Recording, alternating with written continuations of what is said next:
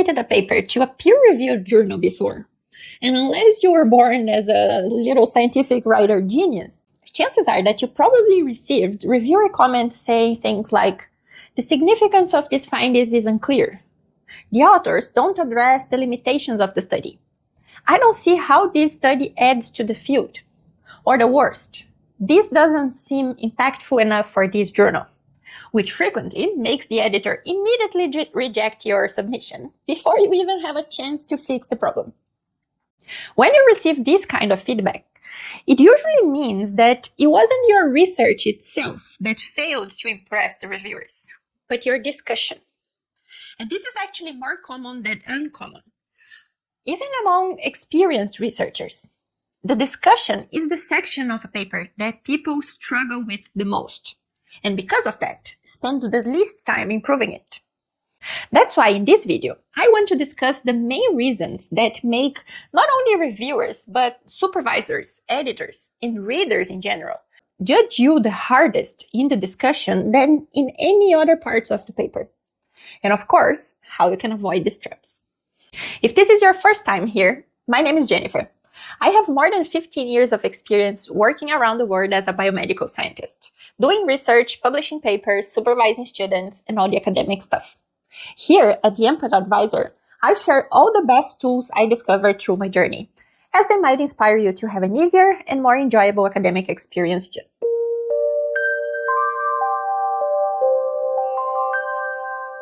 Look, reviewers are trained to be picky. It's their job. Unpaid, but still. I've published dozens of papers and reviewed dozens of others too. So I have received and given many of those harsh comments. And I admit that it is easy to be picky with someone else's paper. But when it happens to us, it's not so funny. But seriously, the discussion is usually the section where they will judge you the hardest. Because in this section, you're not just reporting facts anymore. You're supposed to interpret them.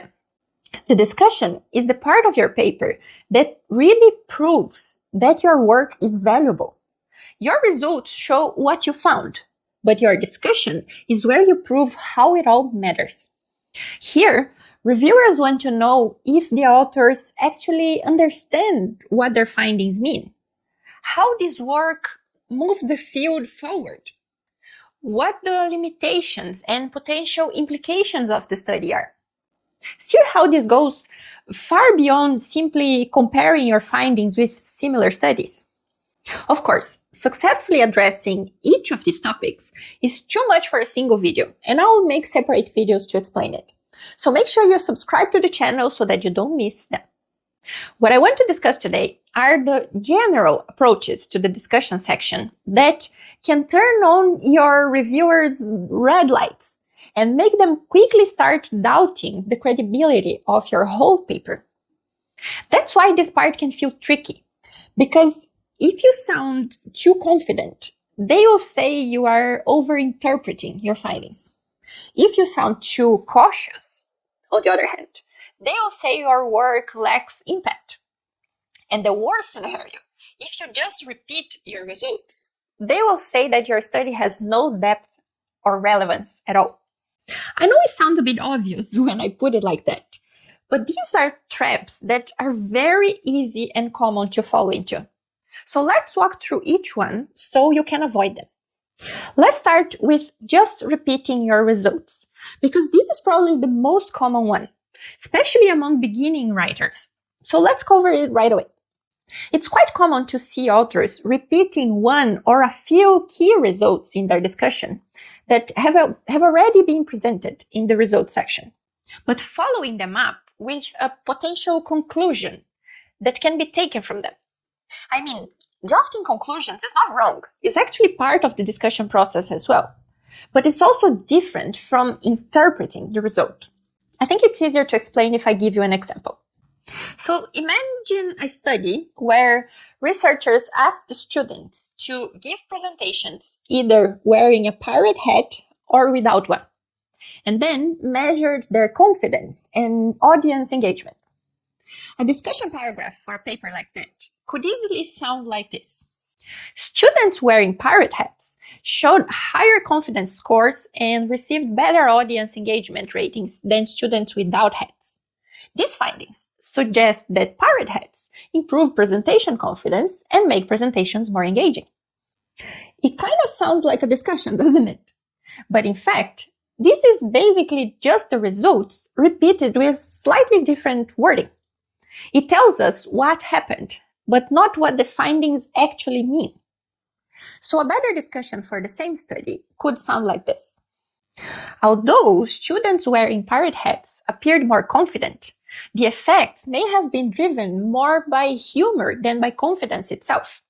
The unusual situation likely reduced self-consciousness and made presenters more relaxed and entertaining. Similar effects have been observed in studies linking humor with reduced social anxiety, Johnson and Miller, 2018. Now, this paragraph goes beyond repeating the results. It interprets the findings, proposes a mechanism behind them, and connects them to previous research. That's how you show you've thought deeply about your findings. Of course, a strong discussion is not a free-form reflection. It should follow a clear structure, capable of guiding the reader from your key findings to the broader impact of your study. So if you don't even know where to start, how to plan your discussion, or how far you should go, in my course, I have a whole module and several tools to help you break your discussion down into a repeatable and foolproof structure that works for every paper. There, we have time to explore all the key sections of a strong discussion and how to put it all together in a fluid way. I'll leave the link below if you want to check it out. The second very common trap of the discussion section is being too afraid to take a stance. We've all seen it. Those super hesitant and hand-wavy discussions. When the others are so scared to state their point of view that it almost sounds like they are apologizing for having done such a weak study. Let's use an example to explain this. Imagine a study where researchers tested whether plants can improve employee productivity by comparing people working in plant-filled offices with workers in completely plant-free spaces. An overly cautious discussion for this paper would sound like this. Although employees in offices with plants completed tasks faster and reported lower stress levels, it is possible that plants may perhaps contribute in some way to productivity under certain circumstances. However, many factors could potentially be involved, so further studies would likely be needed before drawing stronger conclusions about the possible role of plants in workplace performance. This is so hesitant that the authors barely say anything meaningful. Even with clear results, they avoid taking a stance and hide behind vague language like may perhaps contribute in some way. Scientific writing should be careful, but it should still communicate an actual interpretation. So a more balanced option could be something like, employees working in offices with plants consistently showed faster task completion and lower stress levels, suggesting that visually stimulating environments can meaningfully influence workplace performance. While other environmental factors may also contribute, the findings support previous research indicating that natural elements help reduce cognitive fatigue and improve focus. Shen and Alvarez, 2019. Therefore, the results strongly suggest that office design can have measurable psychological effects. This version is still scientifically cautious, but the authors clearly communicate their interpretation of the findings. Instead of sounding apologetic, the paragraph sounds confident, balanced, and intellectually honest. It says, I believe in what I found, and I know exactly where the limits are. That's the kind of tone readers and reviewers trust. And the last trap I want to talk about is the opposite from the previous one, overhyping the findings. This is the other extreme, which is overselling. Regardless of your field of research, you've probably read papers that said things that sound like, this discovery is a revolution for cancer treatment and will completely change how we approach chemotherapy. Okay, but less, much less, please. I'm honestly afraid to look back at my first papers because I'm almost sure I have said this kind of thing in an attempt to sound confident. And a discussion section should absolutely communicate the importance of the findings, but it still needs to stay proportional to what the study actually demonstrates. Overselling makes the author sound less credible because the claims go far beyond the evidence presented. A single study rarely revolutionizes an entire field on its own. Strong discussions are confident and ambitious, but they are also grounded, precise, and realistic about the true scope of the findings. Right, Jen. I see this is a bit too much. So how do I fix it? Instead, you could say, these findings suggest that this treatment approach could be a promising strategy for certain cancer types after further clinical validation. This version works better because it keeps the interpretation aligned with what a single study can actually support. Instead of making absolute, world-changing claims, it carefully signals potential by saying it could be a promising strategy and acknowledges the need for further validation. The balance is exactly what good scientific writing does. It preserves impact without crossing the line into exaggeration. Remember that if you try to sell too hard, people will pull back. But if you stay grounded and strategic, they will likely stay with you. So in conclusion, if we zoom out, the discussion section is really a matter of balance.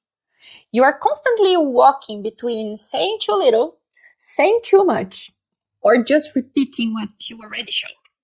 And the difference between a weak and a strong paper can be at how clearly and confidently you guide the reader through what the data actually means.